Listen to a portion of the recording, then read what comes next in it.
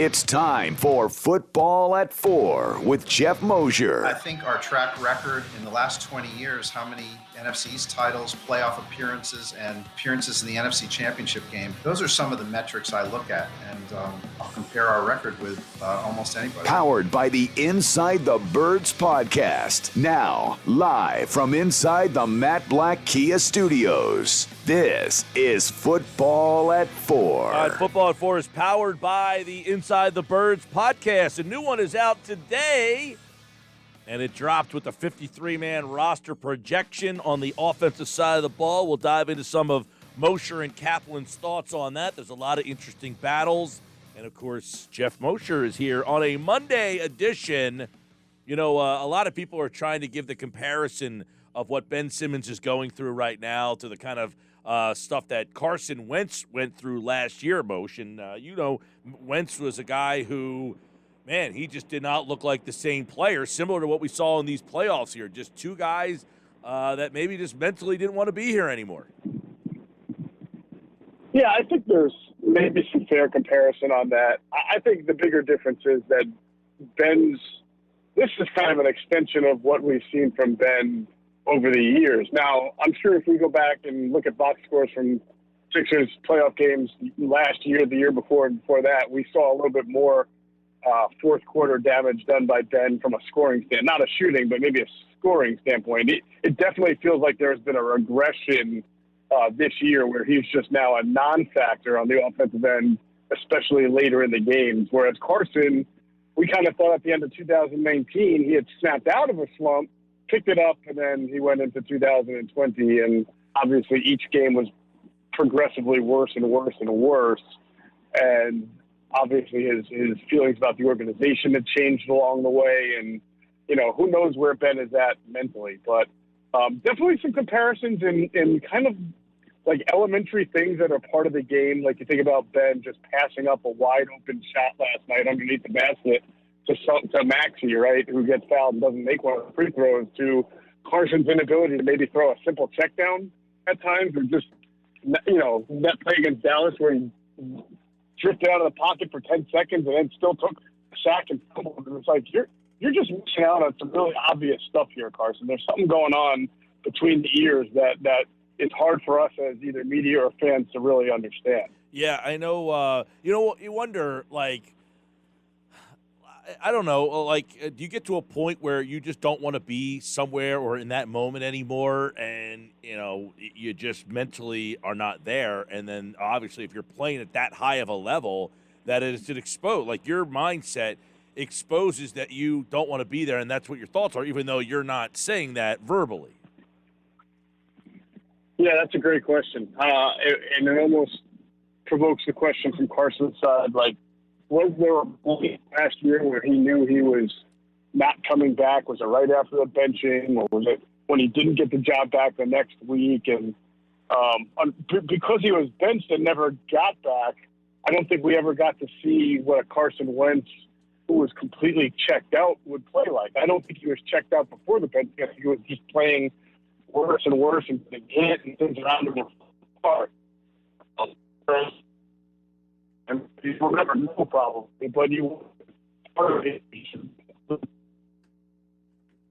I'm just waiting for this thing to end. Right. I don't know. I don't feel like that's in the competitor's mentality. Not a guy like Ben. I think there's probably more to it as far as being scared, not wanting to go to the line, just being exposed out there as opposed to checking out. But there's something that's got to be comparable in the mindset somewhere along the lines. Yeah, and you mentioned the fact of where, he got benched, Wentz did. And I wonder if that's kind of like a parallel to what happened. Now, we never saw, as you mentioned, Wentz after the benching, but, the coach is sticking up for you. He's standing behind you to the point where he just can't do it anymore, and he finally benches Simmons in this series, similar to what the Doug Peterson. I mean, he stood up for Wentz as much as he possibly could until it got so bad that he almost would lose credibility with the team if he didn't make the move. Yeah, I agree. And it looked bad. I think it looked bad from Doc Rivers' standpoint to kind of question question the question. I think it was Kevin Kincaid who asked the question Yes. about a week ago. Would you consider taking this guy off? And look, I think if I were in Doc's position, and it's easy for me to say, I don't want to give away my strategy. So I might say something like, Ben's an important player. I can't imagine not having Ben out there when we need him the most. Something more diplomatic than what kind of insane, crazy question is that? And then you actually do it like 3 days later and then for the rest of the series. So I think that it made Doc look bad. With Doug, I felt like,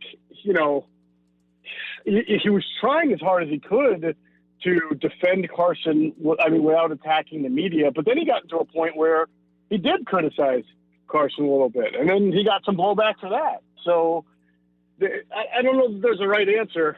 I do think that there's probably something to looking at, like, you've got the Markelle Fultz situation, you've got the Ben Simmons situation, you have Carson Wentz, you have Adam Hazley. Like, they're not all identical, but there's some fingerprints in there of all just not being able to handle the fishbowl. And I wonder if there's something bigger to that, if that's just because social media has made it almost impossible for an athlete to have a flaw these days. I don't know what it is, but it does seem like we're seeing a little bit more of athletes kind of going through things, and the discussions of mental health coming to the forefront now because of it, that we probably did not talk about or see or have awareness about, say, 10, 15, 20 years ago.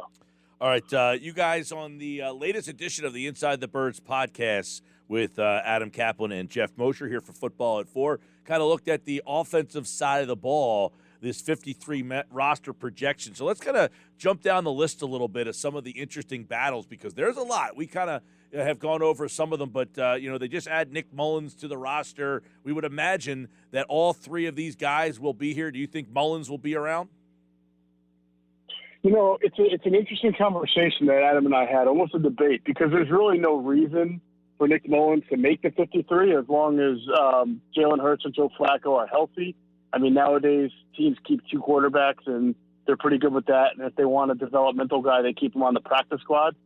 But this is a unique situation because Nick Mullens was basically a starter last year. He was forced into a starting role because of an injury to a starter, but he's played.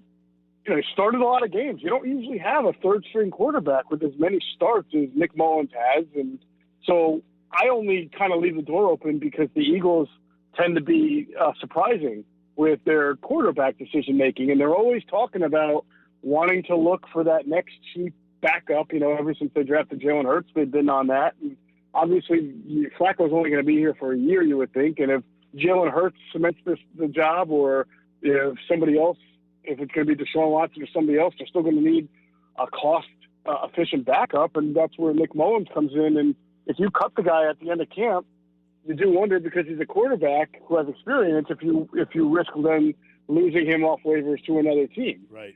So, I'm not ordinarily, Mike, I would say, look, it's a nice story, but why would you keep him as a third quarterback? But again, the Eagles tell you that they value that position to the point where they'll do unconventional things. And so I can't slam the door on Mullens making the team. I think the running back one's interesting. So you've got, four guys after Sanders who essentially do a bunch of different things. You've got Boston Scott, Kerryon Johnson, Kenny Gainwell, and Jordan Howard. Do you look at it as, of course, it's going to be Scott. Sanders. Is Scott and Gainwell in a battle, and Kerryon Johnson against Jordan Howard in a battle, and the winner of those two advance on, or do they keep four of those guys? How do you see running back? Well, first of all, Mark, I love this about Eagles training camp, because there are so often jobs are already taken, and not just starting jobs, but even number two jobs at a lot of positions each year. You know who that person's going to be. I love the fact that right after Miles Sanders, this thing is like you toss it in a blender and you have them all compete, as Nick Sirianni says, and may the best men win, right? And I think that's what's awesome about it. Adam tended to think, and listen, our thoughts can change on this in a minute, but I believe that there was a pathway to both Kerryon Johnson and Jordan Howard making the team as backups, as numbers 2, number 3, and then Gainwell, obviously, as a rookie, being number 4. And I look at it and I think, I don't know, because, after Miles Sanders, I don't know that you need two veteran running backs who are very similar in what they do in Johnson and Howard. I would think you would want one of those. And then after that, you've got Gainwell, who could be more of a pass-catching back and a route running back, who you might like and you want to get on the field. But if he's not doing well, or if he gets hurt and you still want that element, I think Boston Scott is closer to giving that to you than Jordan Howard or Miles or Kerryon Johnson. Although Kerryon does catch the ball well, I don't know that he lines up like a slot receiver and does those kind of things. So that's why I would look at it now and I say I don't see how Jordan Howard and Kerryon Johnson both make it, but Adam says he thinks he can see a pathway, and that's the beauty of this all. We'll have to see what the coaches are thinking. Yeah, and I think that spot's interesting. We know wide receiver is going to be crazy, and I guess the big target will be on J.J. Arcega-Whiteside. How many locks are there? I mean, Smith, Rieger, Fulgham, you're given 3 spots, and of course you got Ward, you got Hightower, you got Watkins. I mean, this one's is oozing with storylines. Yeah, I mean, to me, and Adam thinks this way too, you could pretty much lock up 4 spots. That's Devontae Smith, that's Jalen Reagor, that's Greg Ward, and Travis Fulgham. And we only say pretty much is because you never know about Fulgham. He'd have to fall completely flat on his face in training camp, I think, to lose that job or lose a spot.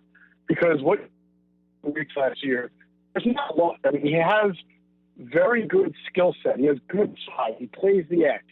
He has very good football intelligence, Mike. He really understands how to set up his routes well. What happened to him last year was a case of not being ready for that moment when the moment came.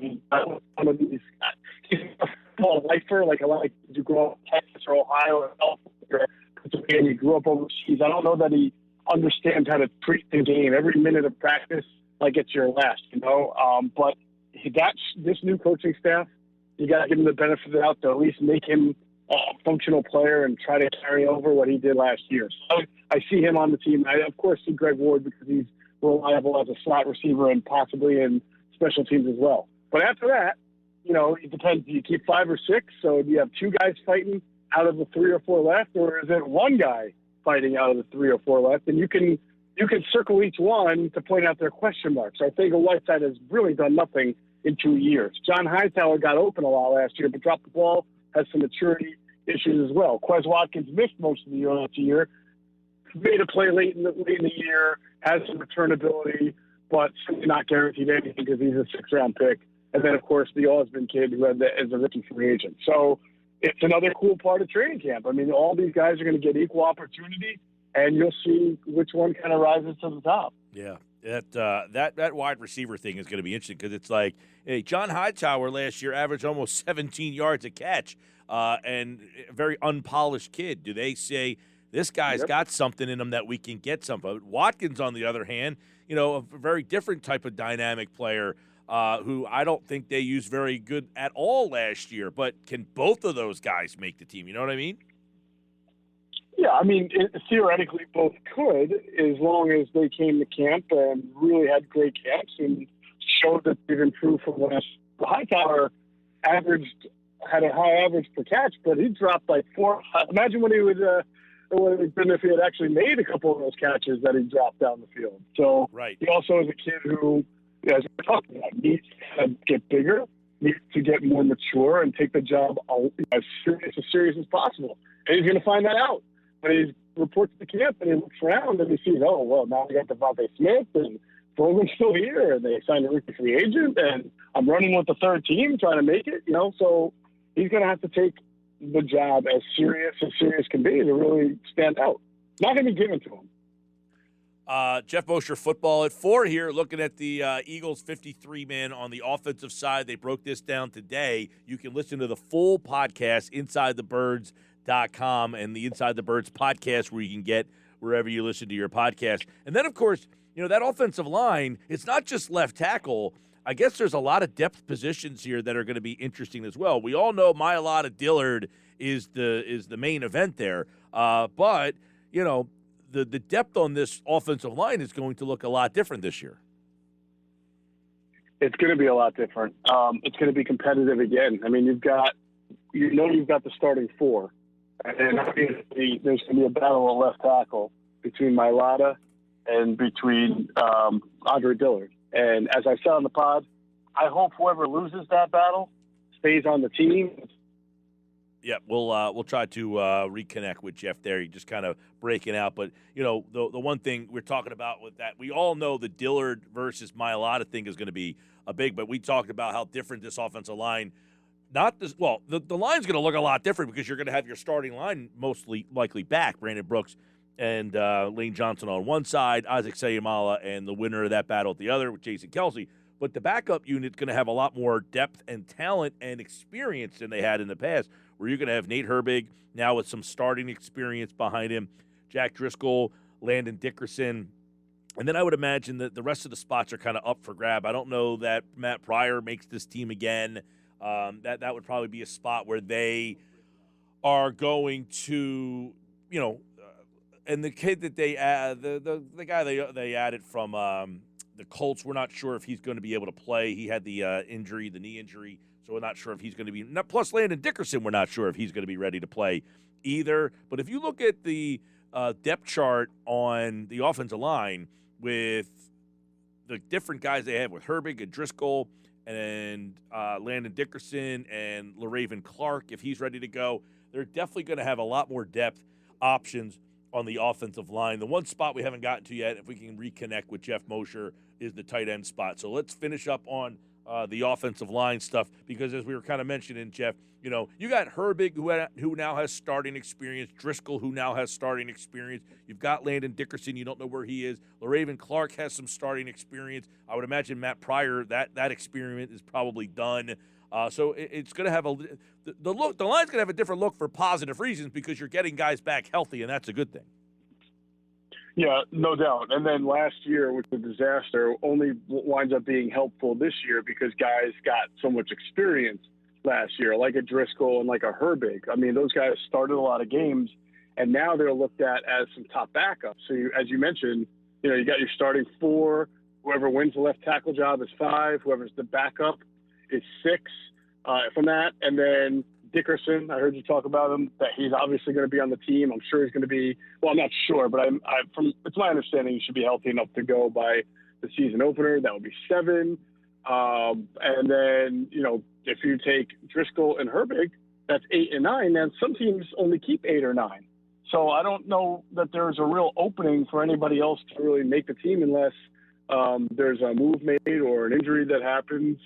So guys who got some time last year, like a Sua Opeta or a Luke Juriga, may not make it. And LaRaven Clark, he may just wind up being PUP'd for a lot of camp and then, probably IR'd the first 6 weeks.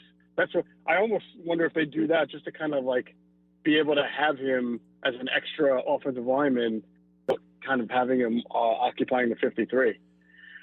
Last spot would be tight end, and a lot of people, they brought Richard Rodgers back. A lot of people still waiting to see what's going to go with the Ertz. Jack Stoll's a rookie that a lot of people like too. So this tight end room is very unsettled still.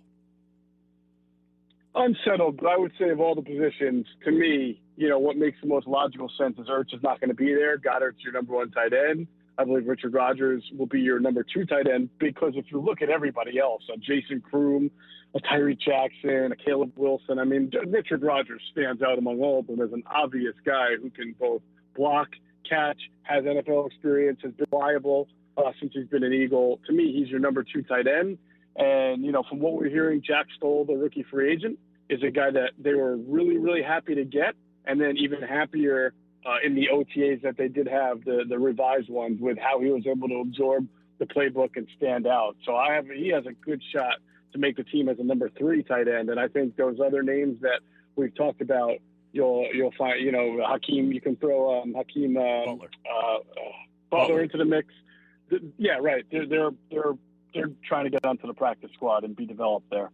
All right, for Jeff and Adam's full thoughts on the offensive 53-man projections, check out the Inside the Birds podcast. And, of course, We will have plenty more this week here with the guys. Geoff will be back on Wednesday. Adams on Thursday. Andrew will be here tomorrow and on Friday. Football at 4 here on the Sports Batch. It's brought to you by PropSwap, America's sports betting marketplace. Sell your sports bets and take your profit. Find out how at PropSwap.com or download the PropSwap app today. All right, Moshe, we'll talk to you, man. All right, Mike. Have a great one.